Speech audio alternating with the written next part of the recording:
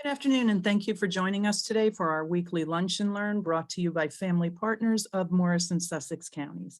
My name is Diane Varga, and joining me today is Carmen Morales with the New Jersey Commission for the Blind and Visually Impaired. Carmen, thank you very much for joining us today. If you would all like to, anybody that's on the call would like to utilize the mute button while Carmen is presenting, what we will do is we are recording this presentation, and at the end of it, we will stop the recording and then open it up to questions and answers. Carmen, welcome. Thank you. And I guess my first question for you is, what is the Commission for the Blind and Visually Impaired? Great question. Well, thank you so much, Diane, and everybody at family partners of Morris and Sussex for having us today to present on our agency.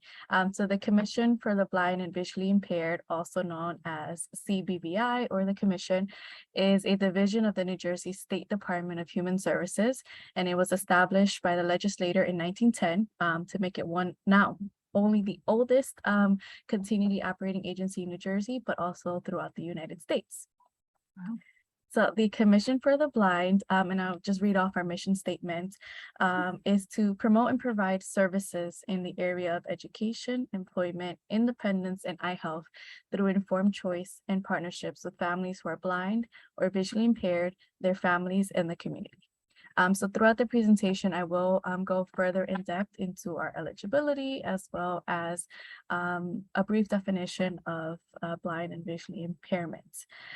So the Commission adopts our 4 major strategies in carrying out its mission, which is providing specialized services to people with limited vision, educating and working in the community to reduce the incidence of vision loss, improving social attitudes among blindness, vision impairment, then deaf blindness, and increasing employment outcomes for individuals who are blind, visually impaired, and deaf blind.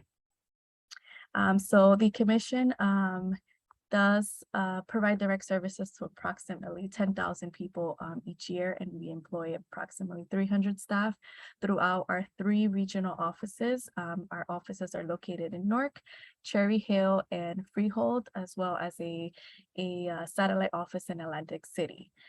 We also do provide free eye screening services for approximately 45,000 people each year through a program within our agency called Project Best. So we do work with all people throughout New Jersey and do not discriminate against disabling conditions, gender, age, race, nationality, religious, or sexual orientations. So how do you apply for services? So anybody who is experiencing a visual impairment that is affecting their ability to perform daily life activities, like maybe reading the newspaper, doing schoolwork, watching TV, cooking, maintaining your home, getting or keeping a job, or even as simple as going for a walk in the community, can apply throughout a few different ways. So you can either contact our main toll-free number, which is 877-685-8878, or by calling our main number, which is 973-648-3333, and that individual will be connected with their local CBVI service center. So as I mentioned before, we do have our 3 offices and our satellite office. The Northern Regional Office, which is located in Newark, New Jersey, serves the counties of Bergen, Essex, Morris, Sussex, Warren, missing 2, I believe, Passaic, and Hudson are the 7 counties that we service in our Newark service center. Additionally, we do have a general email address, which is askcbvi@dhs.state.nj.us.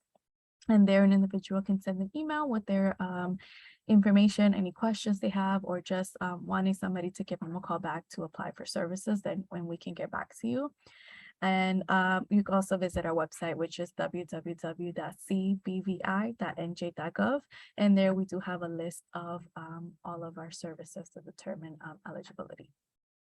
So at the end of our presentation, I will also provide this in writing, since I know it is a lot of information to keep track of. Thank you, Carmen. Okay. So when making a referral, we need to have a most recent copy of the individual's eye report. So the eye report must be dated within the past year, and it has to include the diagnosis along with the vision acuity. Generally, the doctor's offices are very easy to work with, and they will send us their eye report in a matter of 2 ways. So either via fax, and each service center has their own fax. So I will also provide that information, or through email. We also have an email address respective to each regional office, where it's reviewed daily by support staff who will contact the consumer to conduct an intake. When making a referral, the applicant or the person making an application on behalf of somebody should be have the following information to present. So we'll need the applicant's name, telephone number, and social security number. We understand that sometimes giving a social security number is a little uncomfortable for somebody over the phone. And the reason we ask that is to be able to determine eligibility, as some of our programs are federally funded, and having a social security number is one of the requirements for it. However, we do work with individuals that are undocumented, but in a select manner, just due to the funding sources. We will also need the applicant's address, including the county of residence and the zip code, and that just helps us determine which regional office is respective to that consumer. And it'd also be helpful to have information on the eye doctor, any visual description that we can have to put on the application, just to ensure that we are connecting the consumer with the appropriate program within our agency, or referring out to somewhere else that may be able to assist in a different way. We do ask for any other disabling conditions, information on any financial income, whether you're receiving Social Security or you're working, or any other income source, and any other medical information that we may need to know that would be helpful in determining the eligibility for the case. I could be jumping ahead probably a little bit, Carmen, Go ahead. but what are the costs of these services? So our services are free to individuals residing throughout the state of New Jersey. However, we are the last point for funding source. So if an individual does have insurance and they are in need of specific equipment, then it's instructed to go through the insurance first before receiving that specific item, maybe from the commission. But our services are free. Thank you. Mhm. So our agency can be broken up into 2 main categories. We do have our independent living unit and our vocational rehabilitation unit. So I'll begin with our independent living services. So our independent living services is comprised of 3 main disciplines. We have our eye health nurses, which assist with assisting individuals managing a dual diagnosis. So either a visual condition, as well as diabetes, hypertension, pretty much any other medical condition that the nurses can be able to assist with, labeling medication, or just teaching somebody how to administer insulin, how to take their own blood pressure, and just kind of help better manage a condition that they may have. We also have orientation and mobility instructors, which assist with safely navigating throughout the community and within your home. We offer white cane training, which will help a consumer be able to be identified in the community as somebody with a visual impairment, who may be crossing the street, who may be walking down the road, just as a symbol, and being able to safely just walk and be able to identify if something or someone is in front of them. And we also have our rehab teachers, rehabilitation teachers, or RT for short, and they assist with basic tasks within the home. So whether that be labeling the stove, the TV remote, the laundry machine, with something called bump dots, to help somebody identify maybe add and off button, or the number 5, or high or low settings. They assist with basic accessibility with cell phones, whether it's putting them on voice control. So many of the basic things, just to make living independently a lot easier and adaptable for somebody experiencing a new vision loss, or a vision loss that they have been living with for some time. Throughout independent living, we also have our Aspire programs. So Aspire is a statewide network of peer support groups that provide individuals who are living with vision loss the opportunity to gain necessary coping skills, information, and education needed to thrive. Aspire offers individuals the opportunity to connect with others who share similar challenges and the same life experiences. And as of now, may have probably maybe a little bit more or less, but we do have about 68 peer-led support groups throughout all 21 counties of New Jersey. I know during the pandemic, they were being held virtually, may still be doing that so, but I will also include an attachment with information on how to reach the staff for their Aspire programs. Within, we also have our Project BEST program, which I mentioned briefly earlier. So they do assist with diabetes eye disease detection and other specialized no-cost eye screening services, which targets minorities, elderly, and migrant farm workers. They do provide on-site screenings at community-based venues, health fairs, and federally qualified health centers. And they do vision screenings as well for preschool and school-age children with special needs. Sorry, just let me change my slide here.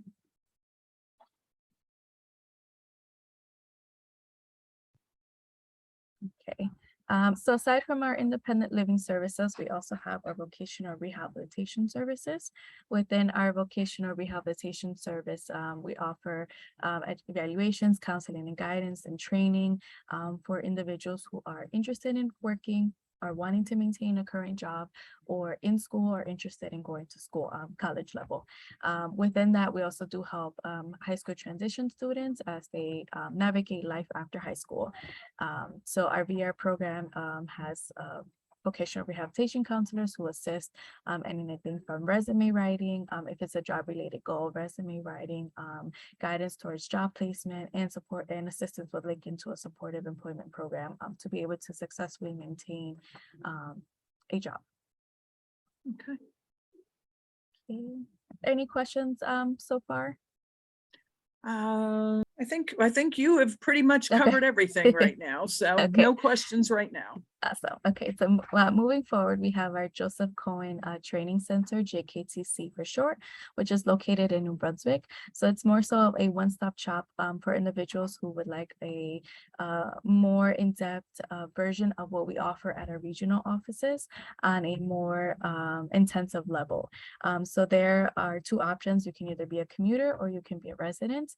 So they do areas of instruction of activities of daily living, orientation and mobility, kitchen skills, communication skills, learning how to read Braille, as well as other assistive technology skills. So that building is located in New Brunswick. Aside from that, we also have our BENJ program, which is our business enterprise of New Jersey. So it is currently manages 54 locations are managed by individuals who are blind and legally impaired. So these individuals have snack bars, cafes, cafeterias, and vending machines throughout federal buildings throughout New Jersey. We also have our assistive technology program, which assists with technology needs for individuals who are blind and visually impaired, and helping them learn different tools that can help within a job setting or school setting, or just a daily living setting to make things a little bit easier. We also have a deafblind services, and we assist individuals who are deafblind or both, hearing and vision impaired, their parents, counselors, educators, employers, and the community through various services.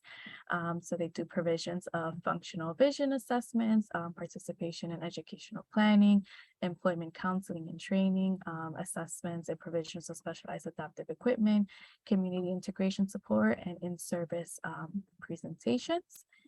And we also have our education program, which works with school-age children and helping them manage throughout their schooling. They're linked with teachers of the visually impaired, and all of our services that are offered in our offices are also available to the school-age students. Wow, Carmen, I appreciate this. I wasn't aware of how many programs you have actually under this, under the the Commission for the Blind and Visually Impaired. I didn't imagine that there were this many programs there. So thank you Yes. for sharing that. Absolutely. Definitely a fantastic agency. We have so much to offer, and it's great that we have the opportunity to present today and be able to have this information broadcasted to your clients and, the community in general. Thank you. Do you have the flyer that you could share with us, I or? do. Yes. Do I have a screen sharing privileges, or do you want me to send that to you? I will, I will give you the screen sharing privileges right now. This way, anybody that's on the call could also write down that information if they wanted to. I think you should be good to go now. Yep, there goes. Okay, and this will be shared with Diane at the end of the call as well, just to make sure if anybody missed today's meeting or just needs the information again, it will be accessible. So this is our flyer, has our eligibility. It has a little brief description about our the services that we offer.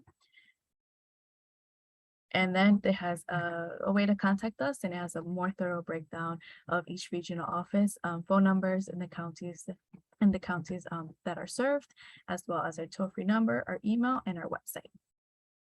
Wonderful. Thank you so much. And I will make welcome. sure that we have this both up on the Family Partners Facebook page and our website, and also what we have is our Mom Squad Facebook page that I'll share this information with on there also. Awesome. And lastly, I forgot myself, each regional office does have a social worker. So we do work with connecting our consumers to community resources, anything we can do to kind of help. There's a lot going on in post-COVID and even before that. So just being able to link individuals with resources, anything from which office do I call for Board of Social Services? How do I apply for certain programs, how to apply for housing, how do I apply for insurance, how do I apply for food stamps, where do I find a food pantry? So just some of those questions that are not usually provided by our counselors in terms of education and instruction that they provide. We're available to help connect, both educate our consumers and our staff on what's available out in the community. Wonderful. Thank you so much, Carmen. I want to Thank thank you for not only sharing this important information, Carmen, but for your time today and coming to share this information with our families. At this point, I will stop the recording and then we will open it up to questions and answers. Again, thank you everyone for joining us today, and thank you, Carmen. Thank you.